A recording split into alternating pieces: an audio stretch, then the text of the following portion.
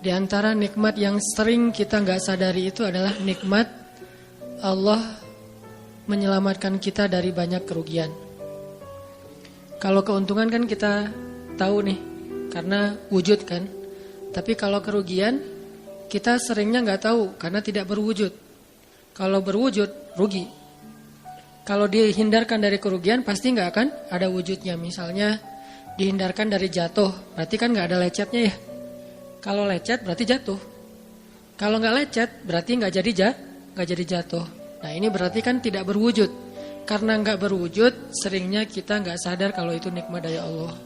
Tapi kita harus belajar yakin itu sering terjadi dalam hidup kita. Baik itu lecet fisik ataupun lecet hati. Berat. Karena kalau udah kerasa di hati kita kan berarti ada masalah nih. Kadang-kadang Allah menyelamatkan kita dari kekecewaan, dari marah, dari sakit hatinya. Itu kan tidak ada wujudnya karena kita diselamatkan. Tapi yakin bahwa sesungguhnya itu juga nikmat dari Allah. Makanya harus tetap bersyukur walaupun kita kadang gak bisa menghitung nikmat Allah. Karena emang gak mungkin menghitung nikmat Allah. Wa in ta'uddu ni'matallah. Gak mungkin kita bisa menghitung nikmat Allah. Gampangnya misalnya coba aja, ada nggak kita yang bisa ngitung jumlah tetes air hujan ketika turun hujan? Itu baru satu nikmat ya, hujan doang nih. Bisa nggak ngitung berapa tetes air hujan yang jatuh ketika kita lagi musim hujan? Atau sekali hujan aja nih, setengah jam berapa tetes? Nggak ada yang bisa ngitung. Itu aja nggak sanggup, apalagi nikmat-nikmat yang lebih besar. Nah, jadi tetap walaupun kita nggak sadar nikmat Allah apa, tapi kita pakainya bukan cuma dengan logika. Hidup saya kayaknya gini-gini aja logikanya nih. Tapi kalau kita beriman, sebetulnya nggak gini-gini aja. Hidup kita tuh harusnya lebih parah dari ini nih. Hidup kita tuh harusnya banyak masalah. Cuman sebagian besar masalah udah Allah hindarkan.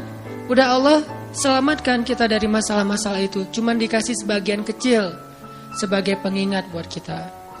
Kadang-kadang kalau nggak dikasih masalah sama sekali, kita suka jauh dari Allah. Karena Allah kangen. Di antara hadis kangennya Allah kepada kita tuh, Allah kalau kangen kepada hambanya, dikasih ujian. Hamba yang kayak gimana? Hamba yang kalau nggak dikasih ujian, nggak deket sama Allah. Sehingga kalau Allah kangen sama kita, yang nggak deket sama Allah nih, suka lupa sama Allah, Allah kasih kita ujian. Tapi ujian yang dikasih juga ujian yang insya Allah masih ketahan sama kita. Karena Allah gak mau ngasih kita ujian yang mencelakai kita. Kalau itu terjadi namanya bukan ujian, tapi namanya azab. Dan insya Allah orang beriman gak dapat itu. Yang dapat kayak gitu tuh kelasnya udah kelas Firaun, Haman, Korun, Namrud ya.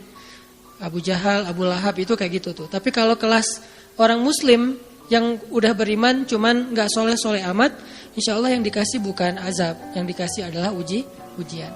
Kenapa? Allah kangen dengerin curhat kita di sepertiga malam.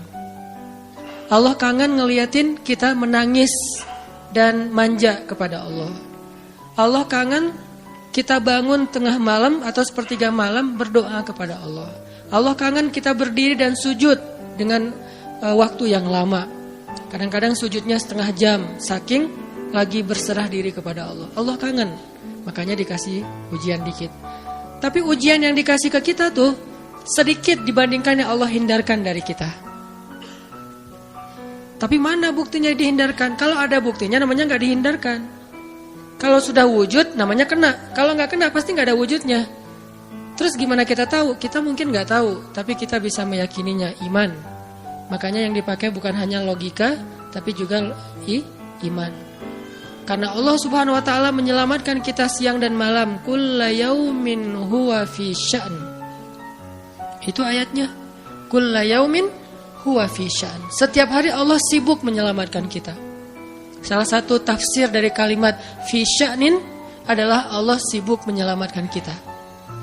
Setiap hari kulla yaum sibuk menyelamatkan fulan-fulan, sebanyak jumlah manusia, sebanyak itulah yang Allah selamatkan. Bukan cuma mukmin, bahkan orang kafir juga kadang Allah selamatkan. Cuman di dunia, kalau di akhirat beda lagi ceritanya. Kalau di dunia, rahmat Allah semuanya dikasih, baik kepada mukmin ataupun kepada yang tidak mukmin. Dikasih rahmat Allah di dunia, tapi di akhirat hanya berlaku bagi orang-orang yang beriman. Kenapa orang yang tidak beriman kok dikasih rahmat Allah di dunia? Karena di sisi Allah dunia itu kecil, gak terlalu berharga, makanya dikasih semuanya. Akhirat itu berharga, makanya dikasih buat yang Allah sayangi, yang Allah pilih doang, yaitu orang yang beriman. Jadi jangan sampai kita berpikir Allah tuh kayaknya gak fair, kok orang gak beriman dikasih rahmat di dunia. Karena dunia itu gak terlalu berharga di sisi Allah. Seandainya dunia itu ada harganya walaupun sebelah sayap nyamuk, gitu kan hadisnya, gak akan Allah kasih itu dunia kecuali kepada orang beriman. Tapi berhubung lebih ringan daripada sebelah sayap nyamuk, dikasih kepada semuanya. Ibaratnya kalau kita ngasih kayak ngasih lagi jalan gitu ya,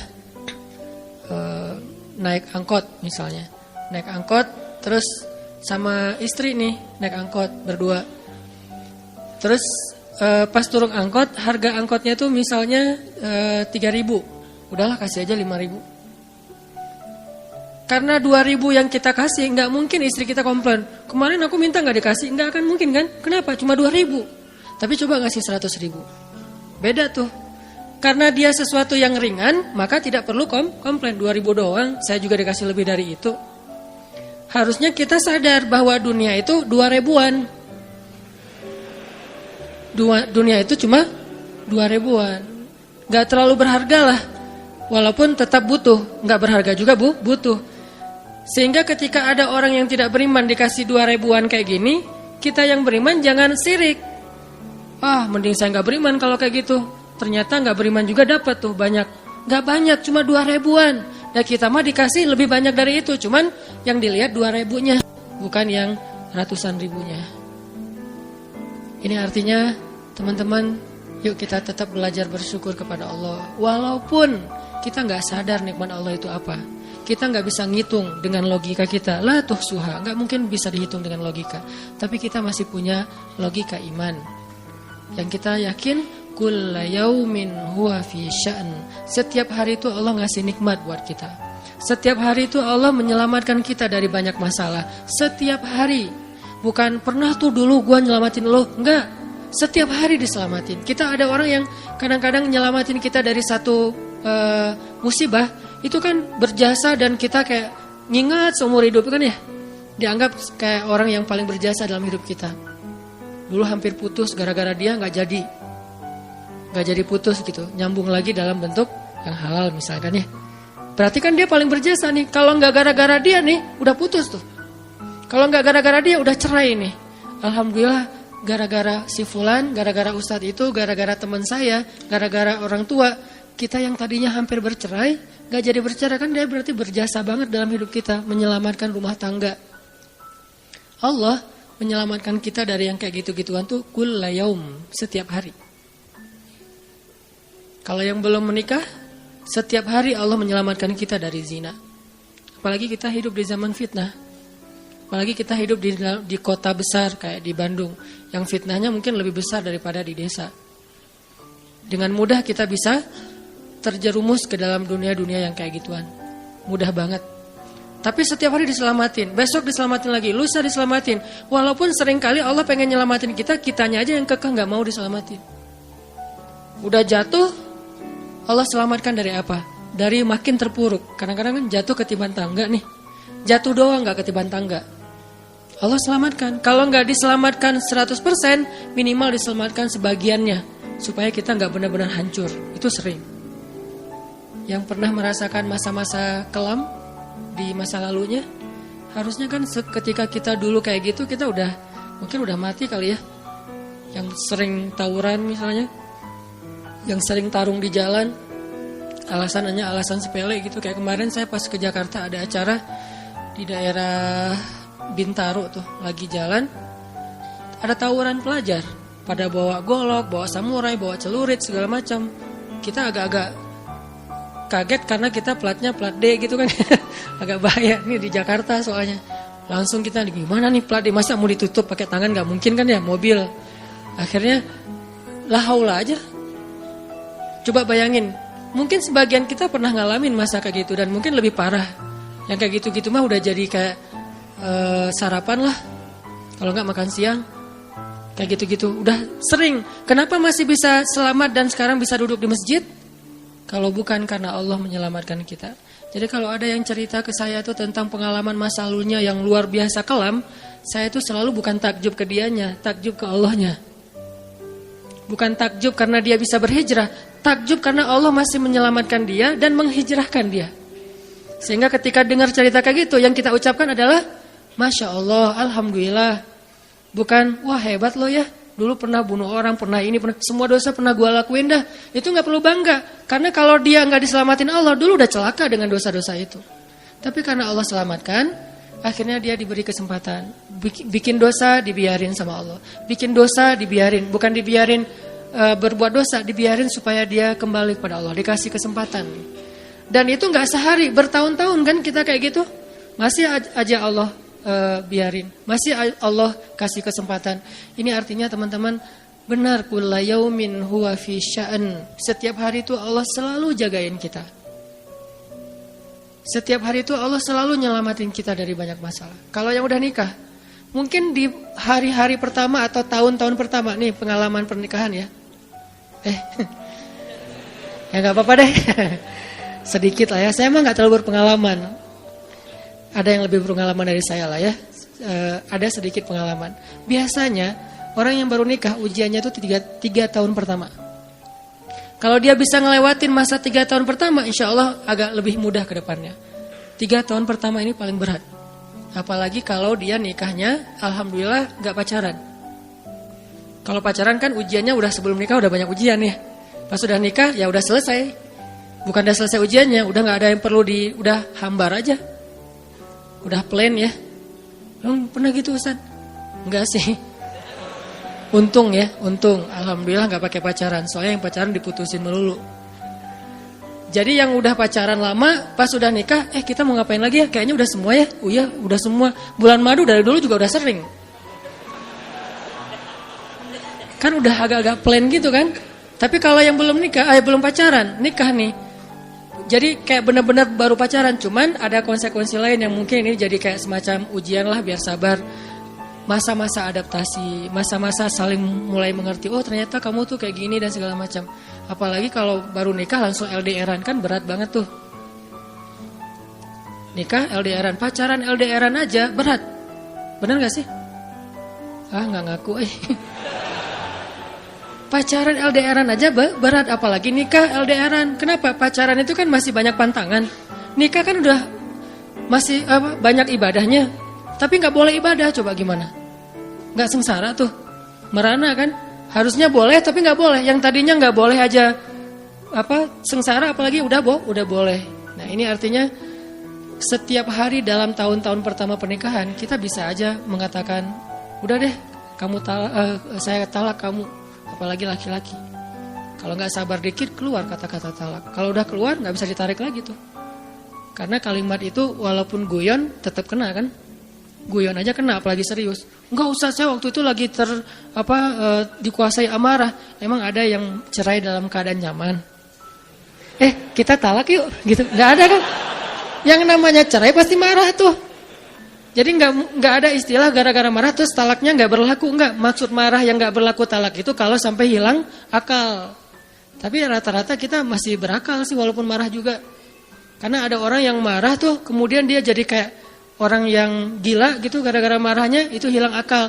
Tapi kalau masih berakal, masih mukallaf, masih bisa berpikir, ya namanya cerai nggak ada yang nggak marah. Yang namanya cerai pasti marah. Aku talak kamu. Gak ada. Udah talak manggilnya say. Udah gitu pakai emoticon yang love gitu. Tapi talak kan agak-agak klise ya. Gak ada. Pasti emoticonnya tuh berderai-derai atau hatinya terbelah kan gitu kan ya. Lagi rame soalnya tuh yang kayak gitu-gitu. Ini artinya bahwa yang namanya talak gak ada nyamannya. Pasti lagi marah. Dan tetap berlaku teman-teman. Kalau enggak Allah membimbing lisan kita, mungkin hari kedua udah talak tuh. Kalau Allah enggak membimbing hati kita, mungkin bulan pertama udah talak. Berarti kulla yaumin huwa fi sya'an. Sebetulnya kalau dengan logika iman, harusnya kita yakin setiap hari itu Allah pasti nyelamatin kita setiap hari. Cuman karena udah diselamatin jadi nggak ketahuan. Kalau nggak diselamatin ketahuan. Mau jatuh di jalan nih, naik motor nih, mau keserempet harusnya jatuh, tapi nggak jadi keserempet. Atau keserempet dikit nggak jatuh, kan kita suka lupa kalau kayak gitu kan ya. Kalau udah jatuh baru ingat, kan saya tadi udah baca Bismillah, kenapa masih jatuh, gitu kan? Tapi kalau nggak jatuh, kita lupa bahwa ternyata perjalanan kita itu dilindungi oleh Allah, sehingga kalau udah sampai bilang Alhamdulillah.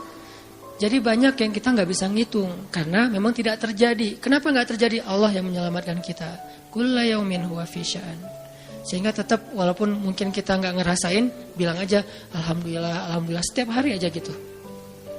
Karena nggak ada ruginya juga kita ngomongin Alhamdulillah. Satu-satunya kata atau nama yang nggak rugi disebut cuma nama Allah. Dan satu-satunya nama yang rugi kalau disebut nama mantan. Itu nggak enak banget nyebutnya. Kadang-kadang lagi ngobrol sama temen atau lagi kenalan di dalam kampus nih ya, atau kelas anak baru ceritanya. Kan kenalan nih. Dipanggil nama sama guru satu-satu. Pas ada satu nama misalnya namanya siapa gitu kan ya. Kita sendiri yang pas nama itu disebut langsung meriang. Lah kamu kenapa? Itu nama mantan saya, Bu. Kan suka gitu ya. Sampai ada nama jalan bisa buat dia kegeeran sendiri. Saya pernah di Masjidil Haram ada salah satu nama gate. Nama gate tuh, bukan gate Masjidil Haram ya. Kalau gate Masjidil Haram semuanya nama cowok. Kan gak mungkin saya punya mantan cowok kan. Salah satu gate di hotel lah. Itu namanya tuh nama, pokoknya gak usah disebut, ketahuan ntar. Di stalking lagi ya. Ada salah satu gate di hotel besar kayak Zam-Zam Tower gitu. Gate-nya tuh namanya nama seseorang. Pas ngeliat tuh, gitu doang. Coba bayangin. Nama aja bisa bikin kita calangap. Nama, coba. Jadi satu-satunya nama yang kalau disebut itu bikin kita nggak nyaman, itu nama muatan. Dan satu-satunya nama yang kalau disebut bikin kita dapat kebaikan, cuma nama Allah Subhanahu Wa Taala. Setelah itu baru nama Muhammad SAW. Makanya nggak ada ruginya lah bilang Bismillah, Innalillah, Astagfirullah, Masya Allah, Subhanallah dan segala macam yang ada kata Allahnya. Sehingga Nabi bilang segala sesuatu yang di dalamnya ada nama Allah maka diberkahi, dan segala sesuatu yang di dalamnya tidak ada nama Allah maka tercabutlah kebaikannya.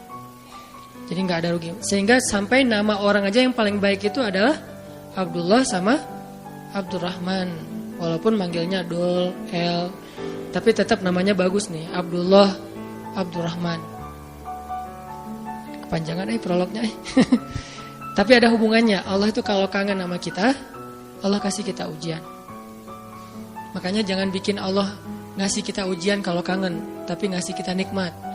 Kenapa Allah kasih kita nikmat? Soalnya kita udah biasa, gak perlu diuji juga, udah tetap setiap malam tuh curhat sama Allah. Bukan pas lagi banyak masalah doang baru curhat. Kalau pas banyak masalah doang baru curhat, berarti pas kita lagi normal, kita lama tuh gak ketemu Allah. Gak pernah miss call Allah, gak pernah japri Allah, gak pernah curhat ke Allah, gak pernah DM. Kan Allah kangen nih. Kemana ya dia, kok gak pernah DM saya? Kok gak pernah miss call saya? Kok gak pernah japri ke saya? Padahal online-nya sering loh. Tapi kok gak pernah ke saya nih, online-nya masih apa nih? Kan Allah suka gitu sama hambanya. Walaupun dengan analogi sosmed ya.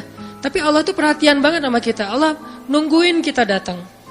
Setelah sekian lama kita cuek sama Allah, tiba-tiba kita baru niat mau datang.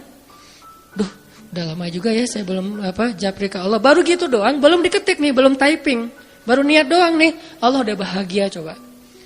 Allah kok baik banget nih sama kita ya. Seolah-olah Allah butuh kita, padahal gak sama sekali loh. Ghaniyun anil alamin. Allah tuh gak butuh kepada siapapun di antara hambanya. Gak butuh sama sekali. Tapi kayak seolah-olah Allah tuh yang butuh banget sama kita. Saking baiknya Allah. Allah itu raufun, rahimun, karimun, jawadun. Apalagi latifun. Nah latifun Allah tuh sangat pengen dekat sama hambanya. Itu Allah. Udah lama pergi nih. Sibuk dengan semua orang dijapri, semua orang dia chat sampai tengah malam chat sama orang lain, tapi Allah nggak pernah dijapri. Allah tungguin. Kalau manusia mungkin kita bisa nyebutnya kayak kesepian gitu, tapi Allah kan nggak mungkin kesepian. Tetap aja Allah nungguin seperti orang yang kesepian, saking kangennya sama kita coba. Begitu kita ada masalah datang ke Allah, Allah nggak bilang giliran sekarang aja lo datang, nggak kayak gitu Allah. Langsung Allah dekap, langsung Allah, ada apa hambaku? Hal min hajah, apakah kamu butuh sesuatu? Hal min taib, apakah kamu mau diterima taubatnya? Hal min mustaghfir, apakah kamu mohon minta ampun? Allah tanya kepada kita setiap malam, dicuekin lagi. Datang Allah ke langit dunia. Harusnya kan Allah suruh aja malaikat kasih tahu ke dia supaya berdoa. Enggak, Allah yang langsung turun. Ibaratnya Allah yang ngejapri kita. Enggak dirit juga. Setiap malam japri, setiap malam enggak dirit. Padahal online-nya, lasinnya tuh per setiap jam bahkan setiap menit dia online terus. Tapi yang Allahnya enggak dirit, ketimpa lagi tuh.